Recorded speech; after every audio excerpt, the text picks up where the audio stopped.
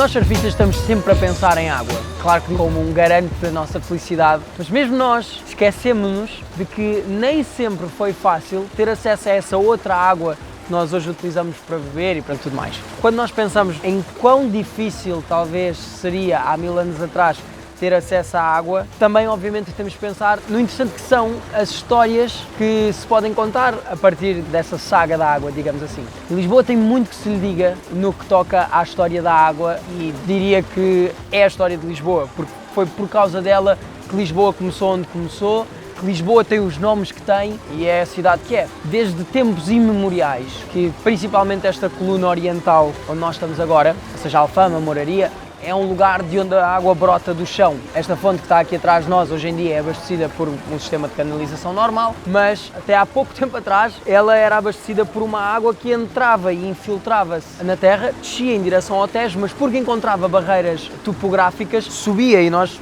temos em vários pontos da cidade lugares onde a água aparecia do chão. E é por isso que as primeiras populações humanas se começaram a fixar nesta zona e que a cidade começa aqui, não só pela proximidade ao Tejo, mas porque era o lugar onde a água era abundante. E depois as populações humanas começaram a perceber que isto era uma característica deste sítio e, de certa forma, criaram infraestruturas que permitiam que as pessoas usufruíssem da água. Mas claro que isto não era fácil. Eu teria que me deslocar para uma fonte destas e utilizar a água que daí brotaria. Ou então, como algumas casas e alguns conventos fizeram, olha, acabou de se desligar a água.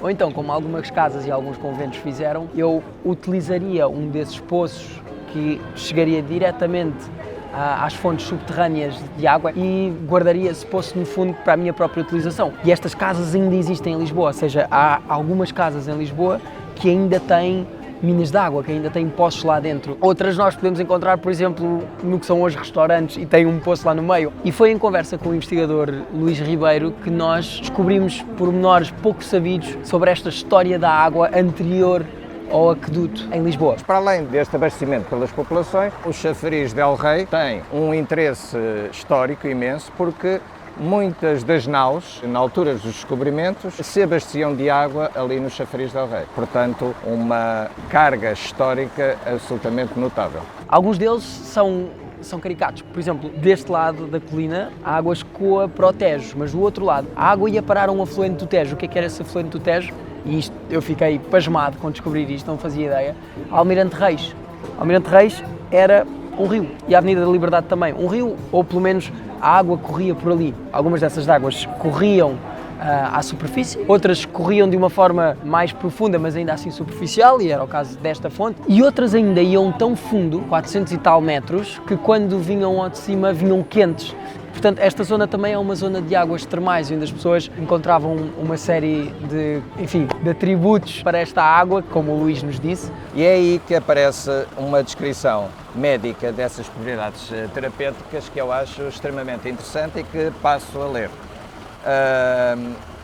Essas águas eram de muita utilidade em curar as intemperanças quentes das entranhas, do sangue, do útero, dos rins e das mais partes do corpo. E os estupores e paralisias, espúrios, a debilidade do estômago, a fraqueza e queixas das juntas que ficam das gotas artéticas e reumatismos, as convulsões, os acidentes de útero, os vômitos dos hipocôndrios, as diarreias. Para os achaques, a que chamam de fígado, são prodigiosas, porque curam as pústulas, sarnas, epingens, lepra e todos os achaques e defedações cutâneas. Portanto, seria uma água É muito bom isso. É uma água que praticamente curava tudo. Eu gostava aqui de terminar citando um livro escrito, aliás, é a primeira referência a águas de Lisboa. Ele faz referência à riqueza de águas aqui de Alfama e ele questiona porque é que não são aproveitadas. É curioso que uma obra do século XVI já tem esta preocupação. É claro, isto não veio de anteontem, não é? Não. E ele acaba com uma citação que é cada vez mais atual. E agora digo eu mais, que parece inconsciência deixar perder a água que vai ao mar do chafariz dos cavalos e de El Rei e das mais águas. Antes deveriam aproveitar e repartir as águas acima ditas. Portanto, é algo já do século XVI, alguém que verificava que Lisboa era muito rica em água e que se estava a desperdiçar. Esta história da água a ser utilizada pelas populações de uma forma talvez um pouco mais orgânica é toda uma história anterior ao aqueduto e a um sistema que foi se centralizando e sendo dominado pelo Estado cada vez mais e que não deixa de ser uma história da água subterrânea, mas ela é feita de uma forma um pouco diferente desta água da Alfama e da Moraria. E é um pouco dessa história que nós também queremos descobrir, mas antes eu vou experimentar uma aguinha salgada porque já estou com saudades.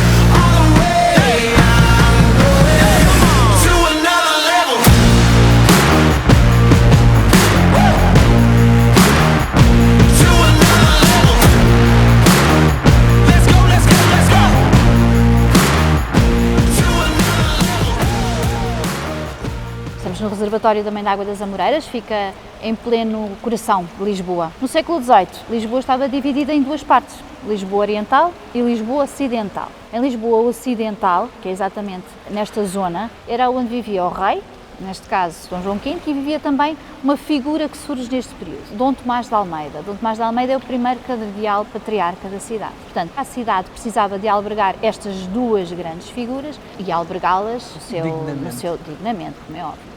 Portanto, há nesta altura uma ideia de transformar Lisboa dentro daquilo, numa perspectiva do barroco italiano, e quando nós pensamos no barroco italiano, a primeira coisa que vem à mente, o que é? Uma Fontana di Trevi. Sim. Certo? Pode ser. Ora, uma Fontana di Trevi, o que é que nós pensamos? Água. E Lisboa o que é que não tem? Água potável. Portanto, não há água suficiente, Dom João V vai ter que transportar água para Lisboa. É essa a ideia da construção do aqueduto. Ao chegar a Lisboa, essa água tem que ser encaminhada para um reservatório, é o local onde estamos. Portanto, chamar este local a Mãe d'Água é, de facto, o nascimento da água para a cidade de Lisboa. E porque a zona do Rato? Porque era a zona onde também se estava a começar aquilo que antecede a Revolução Industrial, a proto-industrialização. Portanto, aqui começavam a surgir fábricas. Isto era um sítio utilizado por razões práticas. Há bocado contaste-nos que já antes deste período isto também foi apropriado por ser um espaço bonito para fazer outras coisas. Era um espaço onde nem toda a população tinha acesso. Portanto, havia um edital da Câmara que dizia quem é que podia entrar e não podia entrar aqui. Apenas a camada mais alta da população podia aqui entrar. Isto é um espaço que foi feito para se poder usufruir do mesmo. Tem uma dupla função. Tem, completamente. Tu, quando olhas para este espaço, aquilo que tu te lembra é, por exemplo, o quê? Uma igreja. Por exemplo. Se não te lembra, estou-te a dizer. Olha aqui, Sim, a parece água. mesmo uma nave de uma igreja. A água.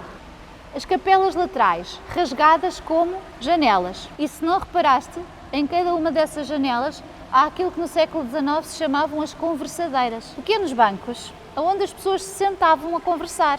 E quem está a conversar daquele lado pode manter uma conversa que quem está daquele não ouve. Então os nobres vinham para aqui fazer Olha. trafolhices, falar com os amantes nos conversadeiras. Também não queremos saber, já é informação a mais.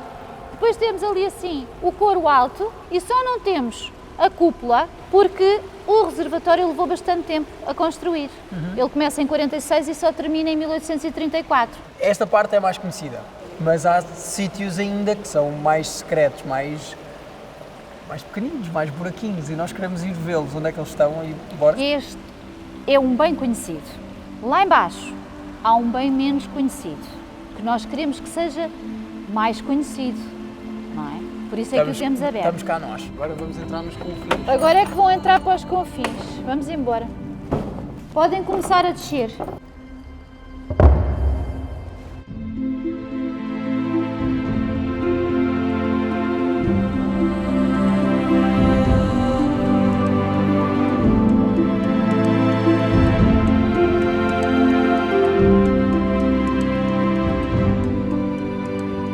Nós estávamos a passear e tu contaste-me que o Marquês basicamente fez um gato-net da água. Gato-net é a malta quando rouba a eletricidade da grelha de eletricidade normal para puxar a eletricidade para casa. Nós estamos aqui por baixo do Jardim do Príncipe Real.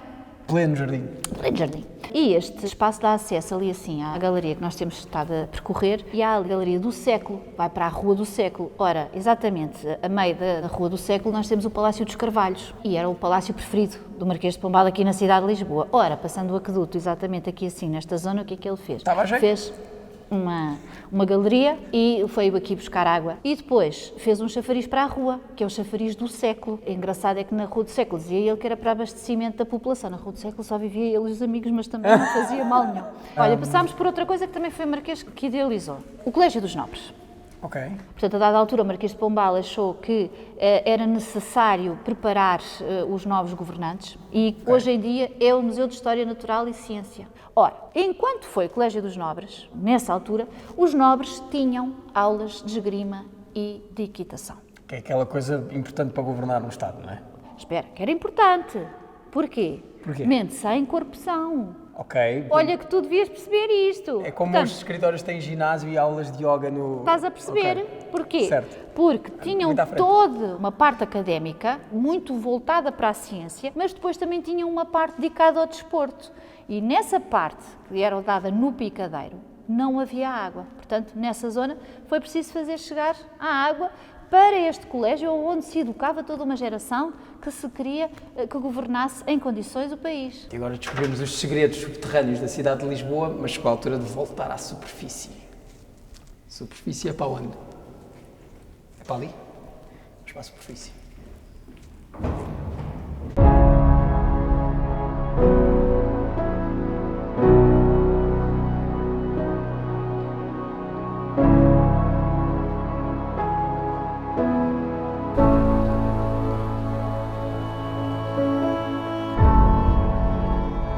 Sempre que eu passava de longe ao pé do Largo de São Domingos, eu reparava nas imensas filas que se fazem aqui para comprar ginginha. E eu não percebia porque é que num lugar tão normal como este está uma estrela de David. Até que nós começámos a fazer as pesquisas para este episódio do Riding Portugal e eu descobri uma história tão triste e talvez tão secreta para muitos portugueses e certamente muitos estrangeiros que eu não sabia se a devia contar.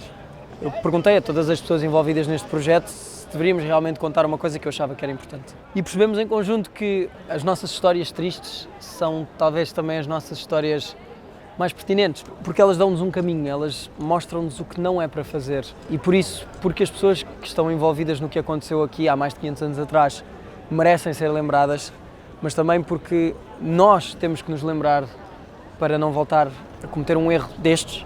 Nós vamos contar esta história, ainda que ela literalmente me tenha levado à beira das lágrimas quando eu estava a ler sobre o assunto para poder falar sobre isto.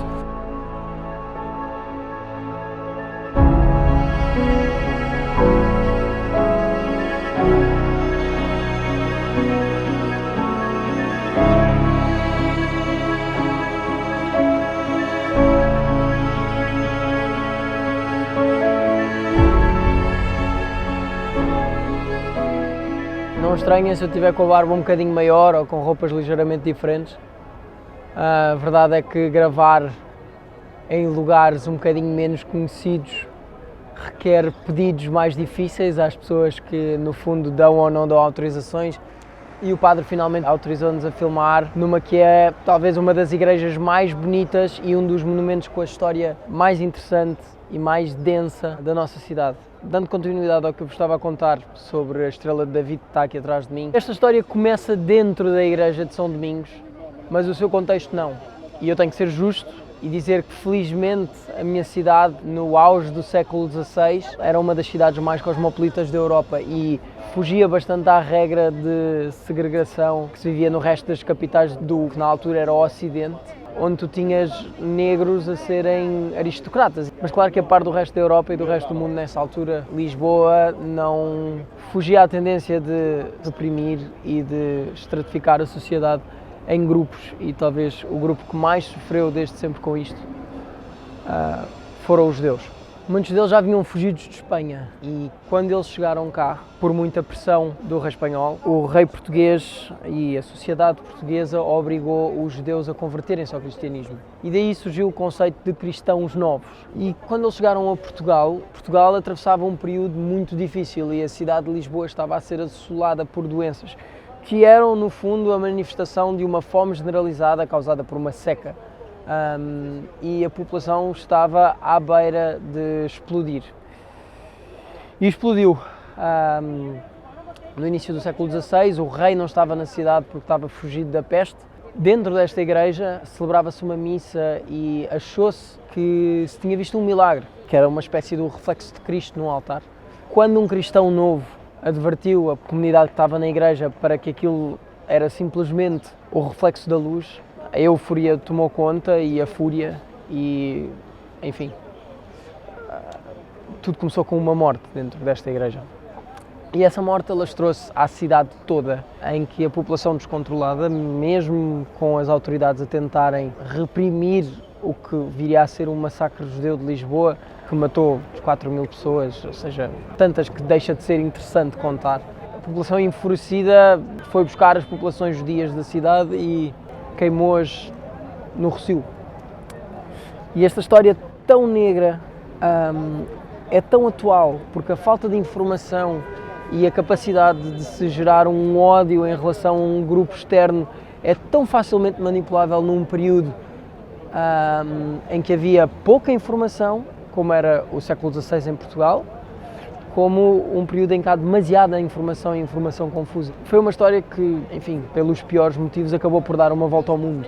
Pouco depois, os judeus tiveram que fugir de Portugal, muitos foram parar ao Brasil, e do Brasil, quando da reconquista filipina, alguns foram parar a Nova Iorque. E a primeira sinagoga de Nova Iorque foi fundada por judeus portugueses. Hoje em dia, esta igreja parece que sofreu do seu próprio remédio de alguma forma, porque depois de ter sobrevivido por pouco ao terremoto de 1755, no século XX esta igreja ardeu toda e isso é visível nas paredes completamente chamuscadas, nos pilares que estão quase aos pedaços e no teto, que é de outro tempo. É um teto reconstruído e reconstruído num contexto agora sim já muito bonito, que foi, no fundo, parece que uma volta simbólica do papel desta igreja e do papel de Lisboa no mundo, ou pelo menos a contrastar com esta história horrível que eu acabei de contar.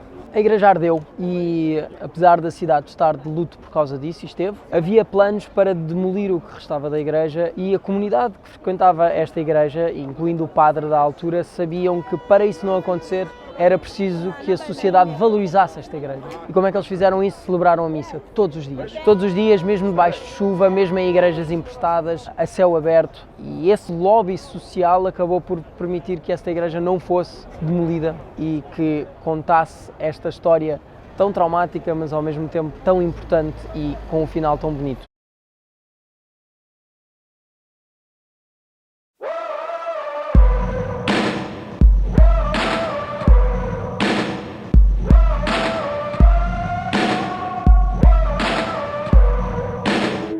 I'm a wanted man.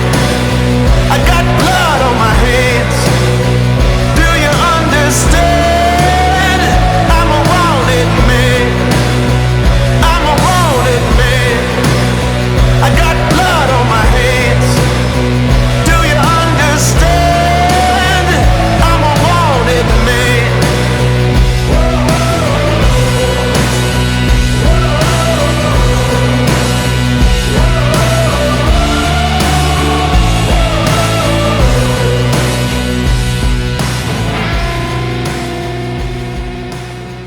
Tivemos o período de gravação todo, assim um bocadinho na expectativa, porque as previsões pareciam que não se estavam a alinhar para nós surfarmos no nosso, talvez, quase o último secret da linha, e de repente isto dá mais do que uma vez. Estou pronto para ir para a água, pela derradeira oportunidade que nós temos de surfar esta onda para este episódio. Lisboa é a minha cidade. Conhecer bem a cidade só tornou ainda mais difícil fazer escolhas. Por outro lado, o desafio era o que é que mais eu posso mostrar que seja menos conhecido, quais é que são os detalhes de Lisboa que eu vou-vos dar a conhecer. Lisboa é uma cidade infinita, é essa a conclusão a que eu chego, porque há tanta coisa ainda por descobrir. E isso, enfim, para planear e gravar um episódio que quer mostrar a cidade, de certa forma é uma dificuldade, mas para viver a cidade certamente é um presente. E espero ter conseguido mostrar este presente da minha cidade preferida no mundo e espero ter dado a conhecer coisas que vocês ainda não conheciam. Resta-me despedir-me da cidade com umas ondas e partir numa nova aventura.